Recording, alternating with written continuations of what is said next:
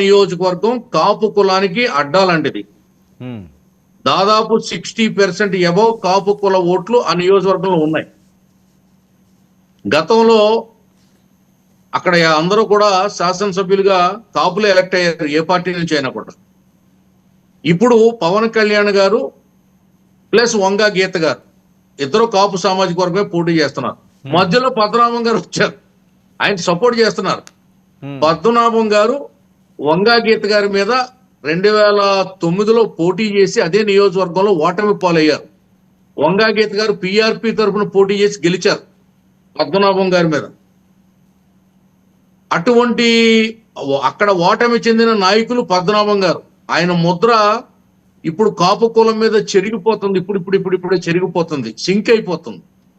ఆ చెరిగిపోయే ముద్రని కాపాడుకునే ఉద్దేశంతో పెద్ద ఆయన మళ్ళీ ఉద్యమ మాటల తోటాలు పేలుస్తున్నారు తప్ప ఆ మాటలకు పిఠాపురంలో ఓట్లు పడతాయని మేము నమ్మట్లేదు. ఎందుకంటే గతంలో ఈయన కిర్లంపూడి ఎమ్మెల్యేగా ఉన్నప్పుడు పిఠాపురం నుంచి ఆయన్ని అభిమానించే నాయకులు వెళ్ళి ఏదన్నా పని చేయమని కోరినప్పుడు మీ పిఠాపురం వాళ్ళకి ఇక్కడ పని ఏంటి, నేనెందుకు చేయాలని మొఖం మీద తలుపులు వేసి పంపించేసేవారటండి ఆయన.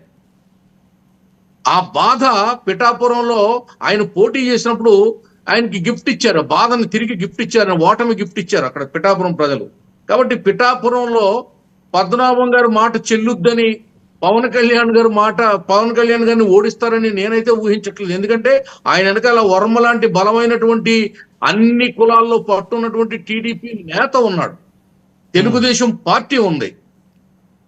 అది పద్మనాభం గారు పాపం ఆయన వేళ చేసే ఆ వాగ్దానం, లేకపోతే ఆ వాగ్బాణం, ఆ ప్రగల్భాలు పాపం ఆయన రేపు పొద్దున చిన్నపుచ్చుకోవలసి వస్తుందేమో నేను ఫీల్ అవుతున్నా.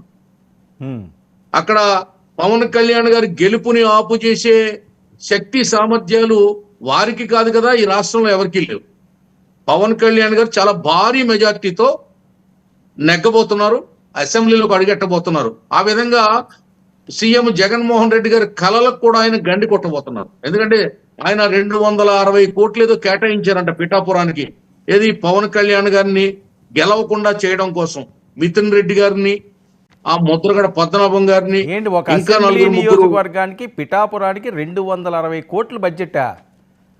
260 కోట్లు. ఎందుకంటే పవన్ కళ్యాణ్ లాంటి ప్రజాబలం కలిగినటువంటి ఫ్యాన్ ఫాలోయింగ్ ఉన్నటువంటి ఒక యాక్టర్ ని, లీడర్ ని ఓడించాలంటే చిన్న విషయం కాదు కదా, దాని డబ్బుతోనే పని అవుతుంది.